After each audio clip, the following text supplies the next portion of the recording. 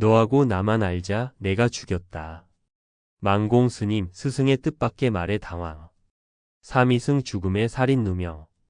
변명 없이 못난 중생 지은 죄 대신 받자. 갑산으로 떠난 후 결백 밝혀져. 경허 스님은 화광동진 직전에 살인 누명을 쓰게 된다. 경허 스님이 시봉인 삼이 영주 스님을 데리고 충남 공주 계룡면 양화리에 위치한 연천봉 등우남에 갔다 올 때의 일이었다. 연천봉은 계룡산의 한 봉우리로 동학사에서 10리가량 떨어져 있다. 등우남은 초가 한 칸으로 양화리 방향으로 10리가량을 다시 내려가면 신원사가 나온다. 영주 스님이 경허 스님과 함께 등우남에서 신원사로 향하던 때였다. 먼 길을 가야 하기에 영주 스님의 걸망은 퍽 두둑했다. 아래쪽에서 젊은 사람들이 떼를 지어 올라오고 있었다. 그 중에는 동학사에서 심부름과 자비를 하던 양화 김도령이라는 이도 있었다. 영주 스님은 김도령을 알아보고 먼저 말을 건넸다. 아니, 양화 김도령 아닌가요? 양화 김도령은 그저 영주 스님이 맨 두둑한 걸망을 후어볼 뿐이었다. 김도령은 경허 스님을 보고 말했다.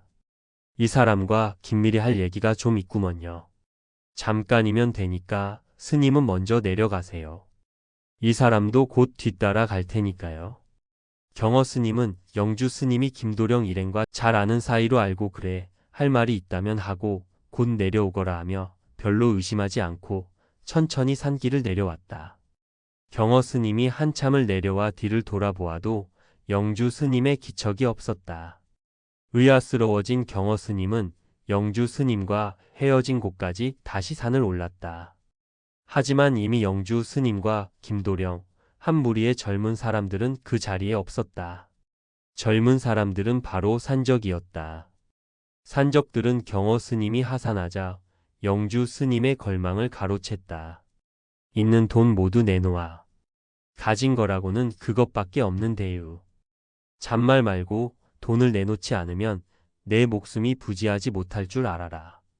돈이 없는 영주 스님은 강도 일당에게 두 손 모아 빌 수밖에 없었다.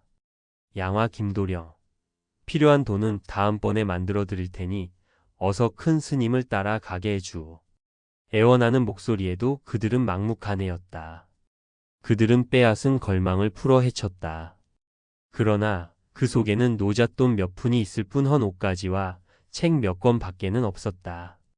강도 일당들은 푼돈을 거두고 나서 닥치는 대로 옷가지 나부랭이를 팽개치고 시봉의 몸까지 샅샅이 수색하였지만 돈이 나올 리는 만무했다. 산적 무리는 돈이 없자 영주 스님을 폭행했다. 사정없이 스님을 발길로 차 쓰러뜨리고는 저만치 후미진 곳으로 끌고 가 잔혹한 살인까지 자행했다. 그들은 영주 스님을 후미진 숲속 나뭇가지에 매달고는 자취를 감췄다. 한참 만에 다시 올라온 경허 스님은 그 현장을 미처 찾아내지 못하고 허참 괴이하구나. 다른 길로 간 모양이군. 하고 중얼거리며 하산할 수밖에 없었다. 동학사까지 혼자 넘어온 경허 스님은 이상한 생각에 갑사에 사람을 시켜 영주 스님이 갑사로 가지 않았는지 물었다. 갑사에서 연락을 받고 영주 스님을 찾았지만 스님의 종적은 묘연했다. 그러던 와중 어느 날 한 나무꾼이 깊은 산골에서 나무에 매달린 사람의 시체를 발견했다. 바로 영주 스님의 시체였다.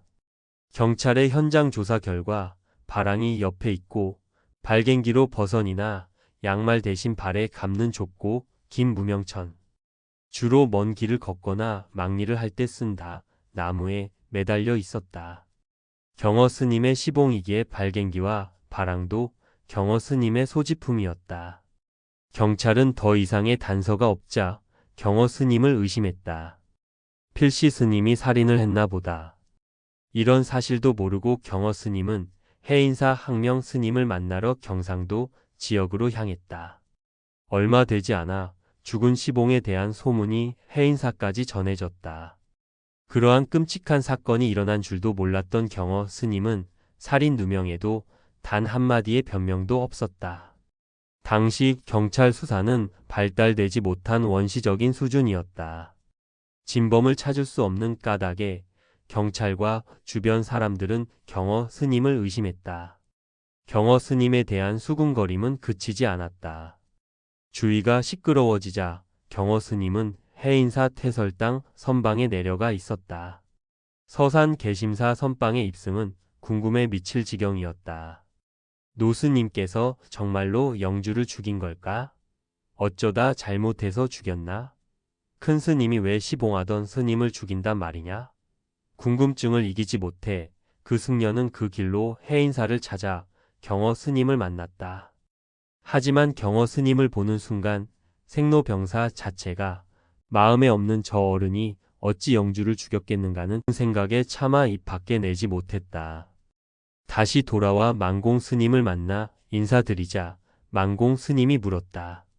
그래, 스승님께서는 잘 계시느냐? 소문의 큰 스님께 직접 묻고 싶었는데 부처님께 안한존자를 죽였습니까? 수보리를 죽였습니까? 라고 묻는 것과 같아 차마 입을 떼지 못하고 왔습니다. 만공 스님이 스승님께 문안 인사도 드릴 겸 해인사로 내려갔다. 태설당 선방에서 경허 스님을 만나 만공 스님이 살짝 여쭈었다. 영주 3위의 생사는 어떻게 된 겁니까? 경허 스님이 제자 만공 스님의 손을 꼭 잡으시며 말했다. 너하고 나하고만 알자. 영주는 내가 죽였다. 아무에게도 말하지 마라. 만공 스님의 경지에도 경허 스님의 말은 뜻밖이었다. 상당한 시일이 지나 공주경찰서에서 산적 무리를 검거하면서 경허 스님의 결백은 밝혀진다. 경허 스님이 열반의 길을 찾아 함경도 갑산으로 떠나고 만공 스님이 수덕사를 지킬 무렵 산적에 의해 살해됐음이 밝혀진 것이다. 경찰 입장에서는 경허 스님의 소지품이 살인도구로 사용됐어도 정황상 경허 스님이 시봉을 해칠 이유가 없었다고 판단했다. 범행 조사 중 산적들이 갑사 영주라는 사람을 죽였다는 자백을 했다. 그 이유는 원한이 있어서가 아니라 산적 무리의 정체를 알기 때문이었다. 산적들은 자신들의 출신과 정체를 아는 영주 스님을 비밀을 유지하기 위해 살해할 수밖에 없었다. 만공 스님은 경허 스님을 조금이나마 의심했던 것을 후회하고 자책하며 사흘 밤낮을 울었다. 경허 스님이 사건에 대해 일체 말이 없었던 까닭은 살인을 한 사람을 위해 대신 형무소에 갈 수도 있다고 작정했기 때문이었다. 오직 중생이 못나서 지은 죄를 대신 받으려고 생각했기 때문이었다. 경허 성우 스님은 1849년 전북 전주에서 태어나 9살에 과천 청계사로 출가하였다. 계룡산 동학사에서 제자들을 가르치면서 정진하던 중 소가 되더라도 콧구멍이 없는 소가 되어야 한다라는 말을 듣고 깨달음을 얻었다. 그 뒤 천장암으로 옮겨 공부를 계속하면서 한국 근대 선종의 큰 기둥이 된 만공, 해월, 수월 등 3대 제자를 지도하였다. 1904년에 만공에게 모든 것을 물려주고 갑산, 강계 등지에서 박난주라고 개명하고 서당의 훈장이 되어 아이들을 가르치다가 1912년 4월에 64세로 입적하였다. 만년의 병석에 계셔도 동학사에서 스님을 잡고 계셨는데 누워서 눈을 감은 채 몇 쪽 몇 행의 글을 읽어라 하시고 눈을 감은 그대로 강의하셨다고 한다. 경허 스님은 선의 생활화, 일상화를 모색하는 한편 대중 속에서 선을 실천하는 새로운 선풍을 일으켜서 조선 말기 쇠퇴한 선종을 부흥시킨 선지식이다.